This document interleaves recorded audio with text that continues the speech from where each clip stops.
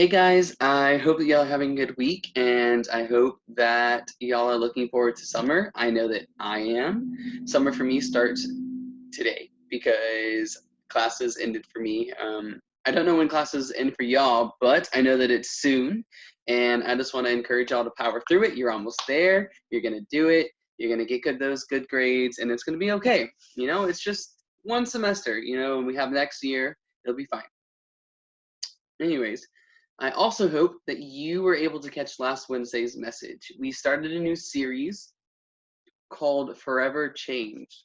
And what we're going to be doing with that is we're going to look at the life of Paul, who's this guy from the New Testament. And he actually wrote a lot of the books of the Bible in the New Testament. And so we're going to be looking at his life and how God took him from being this one person who did this thing where he was against God and where he was killing Christians, and how he changed him into Paul and was able to use him to spread the gospel. And so it's going to be really cool, and we're going to look through this in the next couple of Wednesdays, and so tune in on Wednesday nights, which brings us to today. And so today we're going to be talking about Jesus's deity.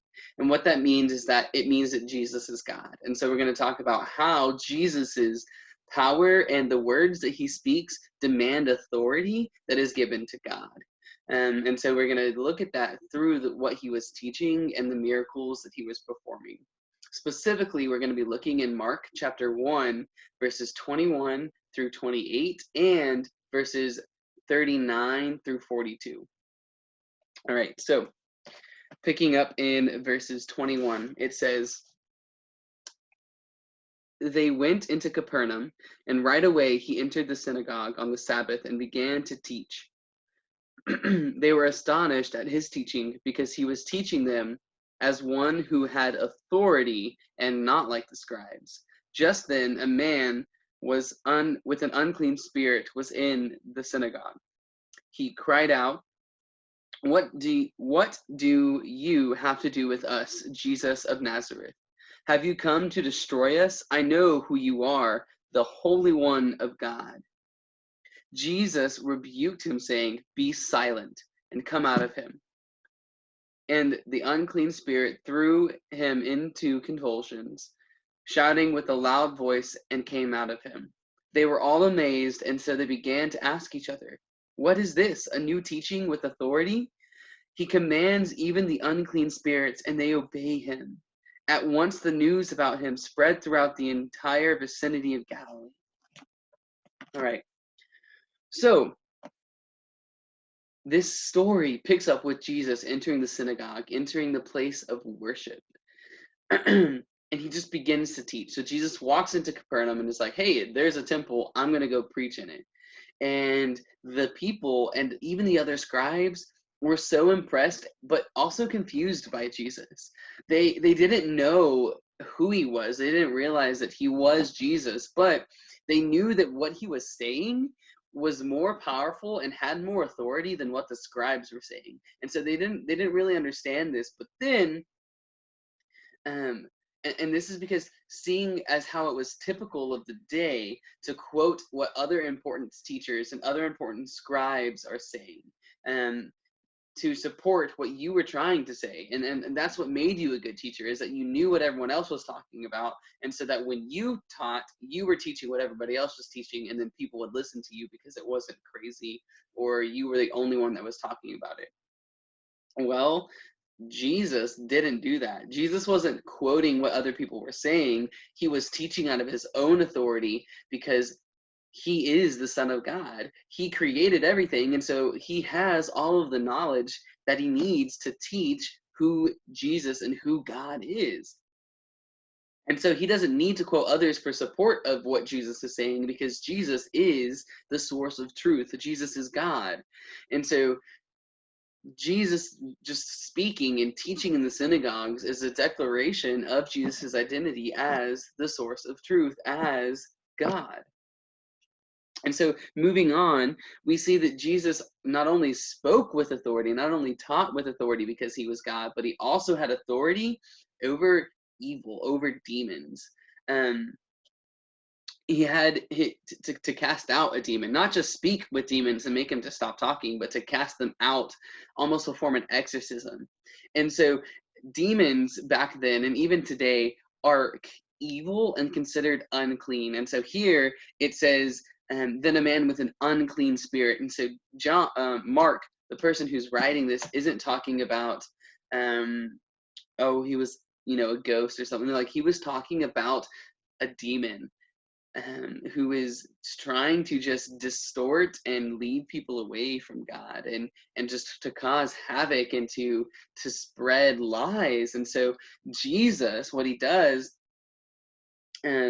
because the man who was possessed, because the demon was possessed, because the man now is possessed, Jesus says, okay, you can't, like, this demon, you have no place here. Because this man, because he was unclean, he couldn't participate in worship. He couldn't go into the synagogues properly. He couldn't participate in society because he was unclean. Because back in the New Testament, in that time, everything was about how clean you were. Not that you showered every day, because they didn't have running water like we do, but how spiritually clean you were. Are you eating the right food? Are you saying the right prayers? Are you doing the right rituals? And so this man, because he was demon possessed, disqualified him from worshiping God. And so Jesus comes in, he sees this, and he says, hey, demon, stop talking. Like, be quiet. Like, how cool is that, where Jesus is talking to a demon and he says, hey, stop talking because you're being loud and kind of annoying. And this demon leaves. Like, he doesn't do any, I mean, he protests quietly, but he says he threw the man into convulsions and shouted, and then he came out. Like, it was over as fast as Jesus spoke. And so this is causing the people to ask questions about who Jesus is, because even the demon says, I know who you are, Holy One of God. And so the demon recognized the power and the authority that Jesus had as God, but the people they still didn't get it. And so the people were like, verse 27 says that they were amazed, and they were like, what is this new teaching? What is Jesus talking about? How is it that he teaches with authority that even the scribes and the teachers who know the word, know the scripture, know the Old Testament, how is it that they can't even do that? Like, how is it that these demons obey the words of Jesus? Well, it's a big deal, because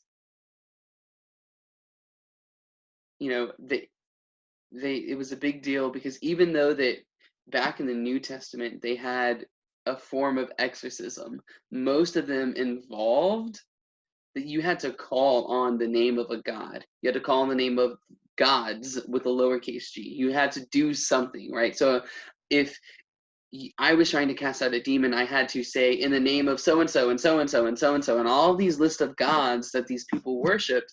And then I had to say some magic words. I had to quote what other people were saying. I couldn't just make it up on the spot. I had to use the authority of other people, of other things, and use the words of other people to cast out this demon, to make this man clean again. And so this is a big deal because Jesus doesn't use a name. It says, Jesus says, be quiet or be silent and come out. He doesn't say, in the name of so-and-so, in the name of whatever. No, he says, be quiet. He doesn't say some magic words. He simply says, hey, leave him alone. Come out of him. And he spoke out of his own power and out of his own identity as God. He didn't need to call on the name of a different God because Jesus is the God, the creator. And so Jesus just spoke out of his own power and his own authority. And so we're going to look at verses 39 through 42 to see how Jesus again acts out of his authority as God. And so Mark chapter 1, verses 39 through 42 says this. He went into all of Galilee, preaching in their synagogues and driving out demons.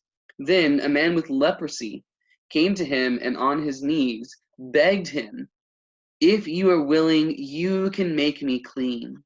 And moved with compassion, Jesus reached out his hand and touched him. I am willing, he told him, and be made clean.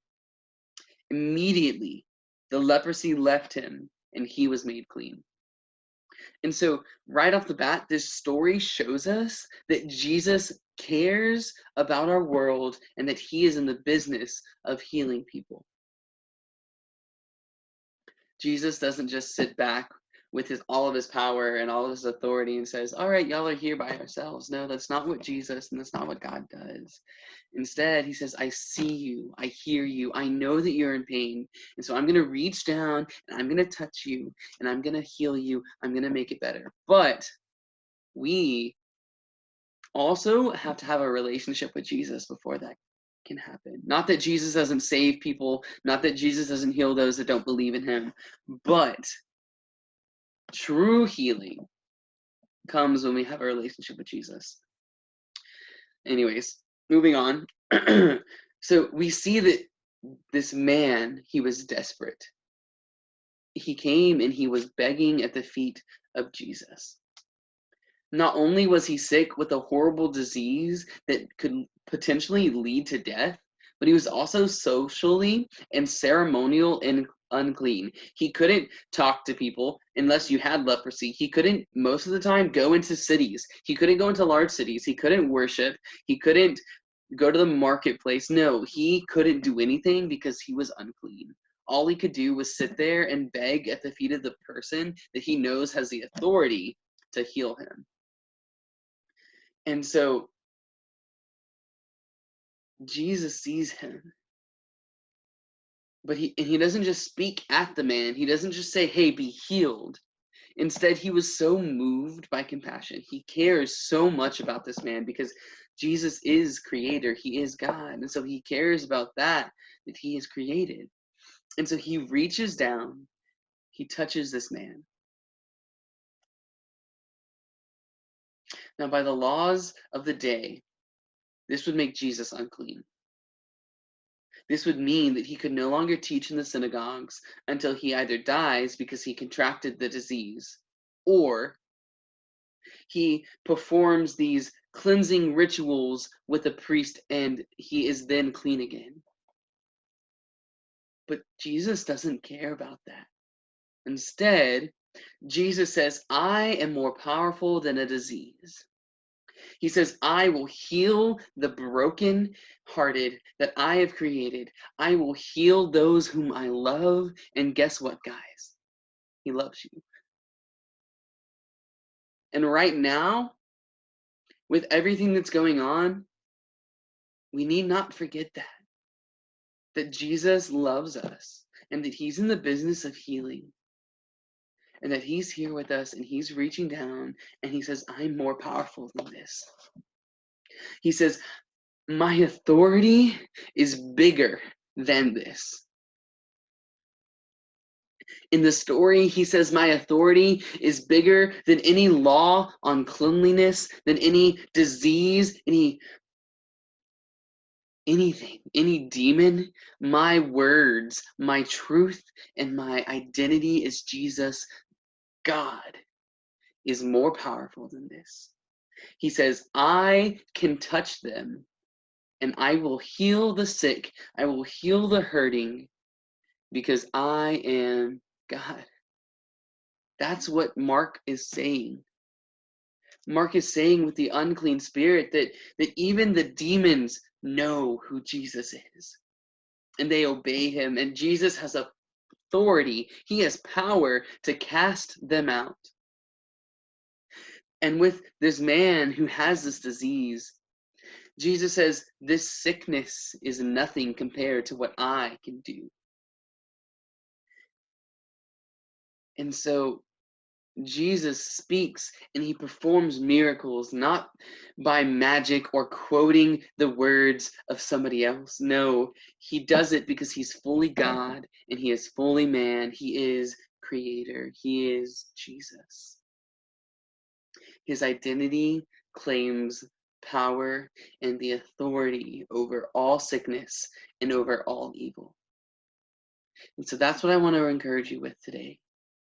is that Jesus is better, Jesus is stronger, and Jesus' identity as God means that we are stronger because of him.